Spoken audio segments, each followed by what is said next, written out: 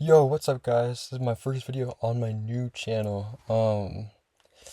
I'll make a whole separate video about what happened to my older one. It's kind of a long story. And that's a commentary for a different time. You read the title for this one. It's my experience with Taco Bell.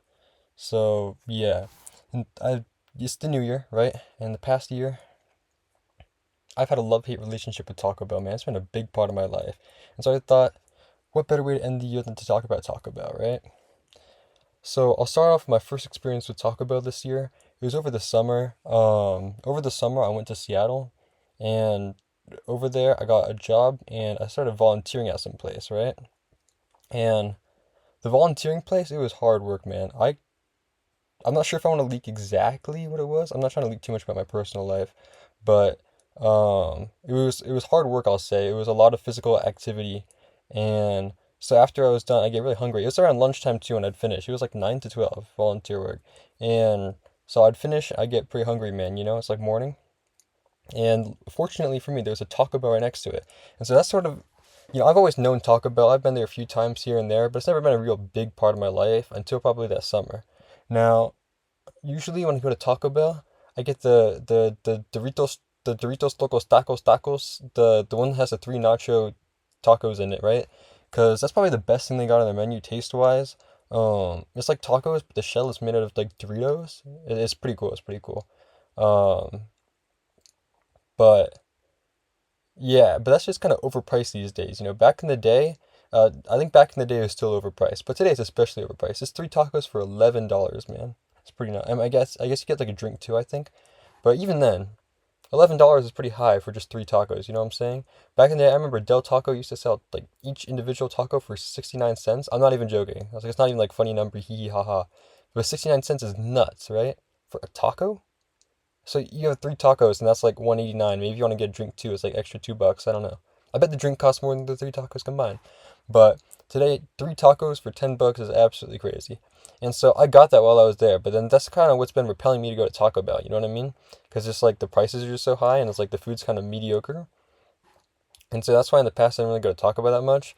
But when I went to Taco Bell there, um, I realized, right?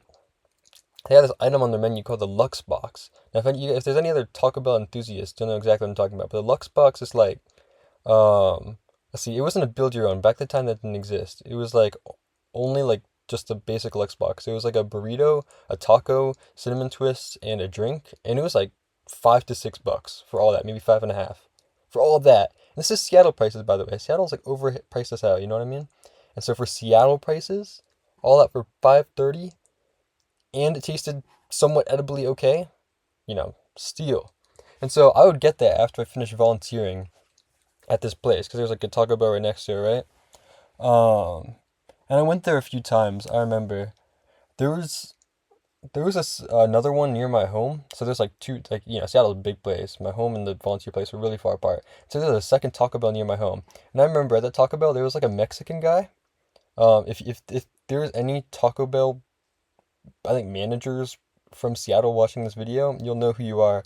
But it's like some Mexican guy who I'm pretty sure has autism, but he was also chill as hell, right? Like I'm not complaining. I'm not saying he was a bad manager. He was actually a really, really kind guy. But he might have been a little bit on the spectrum or something. So I went there a few times. I remember one of the experiences I had from Seattle. I have one piglin. God damn. One of the experiences I have from Seattle is like I finished my volunteering. I told my mom like let's go get some Taco Bell, and um we went to the Taco Bell and I ordered on my app because like the app's best for everything, and I'd accidentally ordered to the one near my house and to the one near the place I volunteered at, and so it was like a 20-minute drive away. So I just completely ordered to the wrong Taco Bell, and I had to drive there. And the one near our home is the one that has like autistic but also really chill guy, right? And so he cooked up a whole new order for me, man. He was like, "Oh, we can make it fresh for you, a whole new order, because the other one's cold now." I was like, "What the freak?" But I took it. Never passing up on free food. You know what I mean? And so yeah, that's my experience with Taco Bell in Seattle. But recently, okay, so like I guess it's gonna be a little more personal. But recently, I turned 16. Not recently, this year, in the past year. Okay, it really wasn't recent. It was after summer. Um, but in the past year, I turned 16, and at our school, there's a system where if you turn 16, you can like leave the school for lunch, and right outside our school, there's a Taco Bell. You know what I'm saying? And so it's like there's really not a bunch of other good restaurants other than that Taco Bell. The other ones are either like too much food for me, you know, like you can't finish in a lunchtime, or it's just like really expensive food and also really not the good quality. There's a lot of issues with a bunch of different food places near our school. But Taco Bell's like the only place where I guess like the issue is the food's a little bit mediocre, but it's actually better than a lot of the different places there. And so when I turned 16, man, I remember there'd be a lot of days where I'd go to Taco Bell for lunch, and I'd get the box. And I'll tell you, man, the Taco Bell near our place is pretty crazy. So, um, let me think about it a little. So some of these days, some days I have class after school. So, um, and like the time between like me like finishing school and the class that's after school was kind of big. And so I would like finish school and then I'd go to Taco Bell. And then after I went to Taco Bell, I'd then like go to the class I had, right? And so that was sort of like why I went to Taco Bell in the first place, like a bit, I guess. Eventually later, I just kind of went during lunchtime on whatever days I wanted. But that was like the initial reason why I like had to go there so much, is because like the rest of the food sucks, and so I was like I need some food, and so I decided like you know I have a lot of time between the class and the end of school, so I'll go to Taco Bell. And so I went there, pretty chill. It's kind of a rush to go to Taco Bell. The walk between the Taco Bell and our school is like 10 minutes. And so like most of the time I have is like 50 minutes, most of my free time. And so like that's the time between my class after school and my the end of school, and it's also the time of our lunch. So I think our lunch might be 40 actually. I don't know. Maybe it's 50. But so like 50 minutes is our mark, and it's 10-minute walk there if you're quick, 10-minute walk back if you're quick. So I guess you have time. I've never really struggled that much with time. I think maybe during lunchtime it's 40 minutes, because I remember struggling during lunchtime sometimes to make it back. But overall it's pretty chill. I can't lie. And um so that's my overall experience, I guess, with Taco Bell. I will tell you though, the one near our school is pretty nuts. There's some characters, man. So um first of all, the manager. Okay, well actually I don't got beef with the manager there, but there's this one employee there, and he's like a little fat and not a little zesty, bro. He's like quite the zesticle, if you know what I'm saying. He's quite the fruity booty, one might call him. And so he gives you your order, and he's like, "Here's your order." Okay, I don't wanna make fun of him a little bit too much, but we'll leave it at he's a character, right? And so I remember sometimes after school, there's a bunch of other people who end school early, and so I had this one friend I went to talk about with him, and that's about it. I ain't got much to that story. But a separate time, this is the last day of school, right? And so it's the last day of school, and we all want to like hang out a bit after school. So me and two other friends, we hit up the Taco Bell after school, right? And all three of us kind of sit down there. I remember me and one of the friends, we got the Lux boxes because we're like actually like smart about our money. And the other friend, he keeps getting like the highest protein stuff on the menu, even though shit's overpriced as hell, right? Like he's totally getting scammed out of his mind. It's like 14 bucks for a burrito or something, and he just kind of buys it for real. I guess the protein matters to him, but we buy our food, we sit down, and behind us, behind both. Okay, so first of all, like Mr. Zesticle is still there, but behind us we see even bigger Zesticle. He's not even a worker, bro. It's just some random kid sitting down. And hear me out when I say this. I don't got a problem with any gay people, right? Like I got no beef with the gays. But this guy was like not even like the gay that is weird. Like I have a gay friend and he isn't like a complete zesticle. You know the difference between zesty and gay, right? But this one guy sitting behind us though, he was pretty he was on something special, you know? Um we were like I was like sitting down, and one of the friends who was like, because I wasn't facing him, I was facing kind of like my back was turned to him. One of the friends who was actually facing him just like can't stop laughing, and I look behind him and he's got like sour cream sour cream like on his mouth, like actively. And he's like leaned back in his chair, and his like shirt's like pulled up and you can see his stomach. And he's he spent the whole he eats the burrito like it's a glizzy. You know what I mean? Like he was getting practice on that burrito or something. I can't even lie.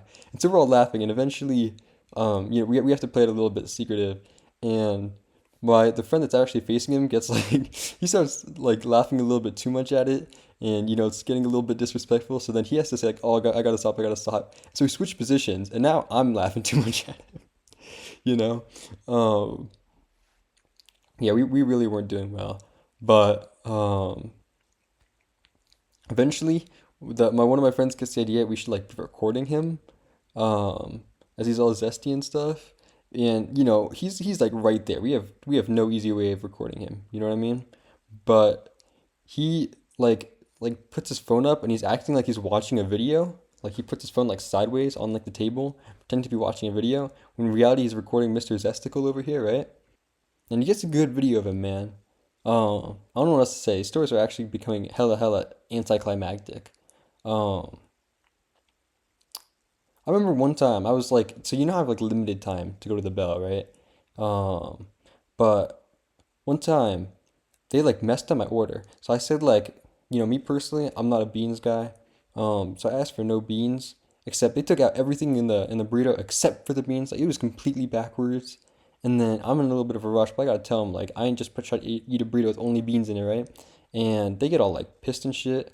Um, they ain't too happy to make me a new burrito. You know, maybe I got beef with this Taco Bell. Um, I don't know. Maybe I'm out of Taco Bell stories, man. That's about it. That's my love hate relationship. I love them because it's cheap and tastes pretty good, and it's the only good place on my campus. Um, but I gotta hate them because they be messing up my order. That's not the only time they mess it up. They've messed it up hella times, and I guess they provide peak entertainment.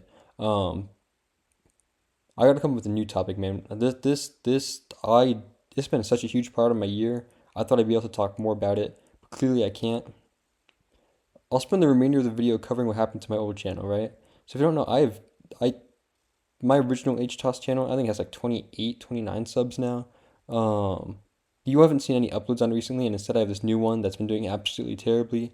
It's because I had a Gmail attached to the other one, and it was like some random Gmail. And maybe I should have thought this clear. Like I'm sure this is like really stupid on my part, but like I had no like connections to that email at all, other than the fact that the password was somehow autofilled into my computer. So when it asked me to type in the password again, I kind of got cooked. And I guessed like 50 different things, but I just have no way to access that Gmail, bro.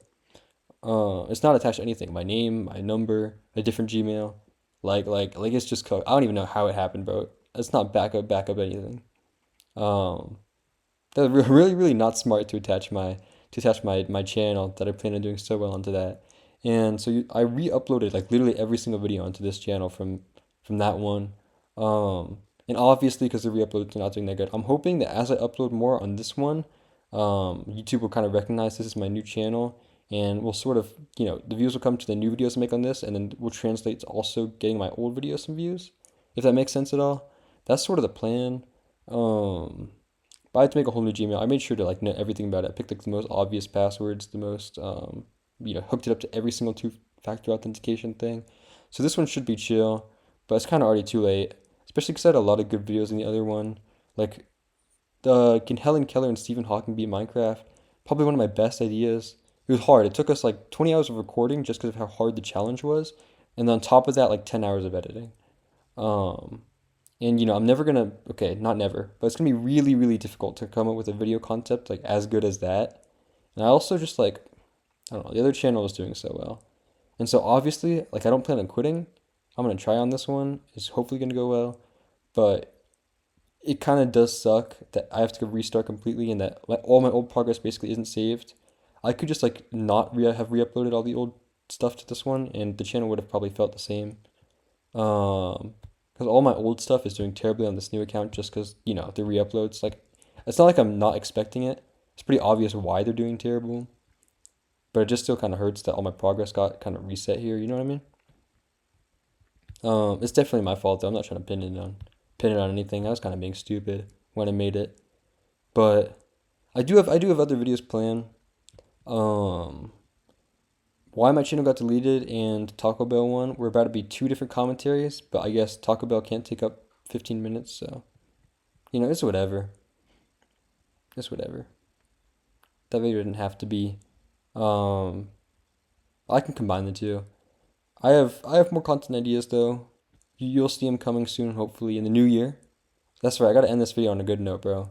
Wishing everyone. Why am I still trying to hit the 0?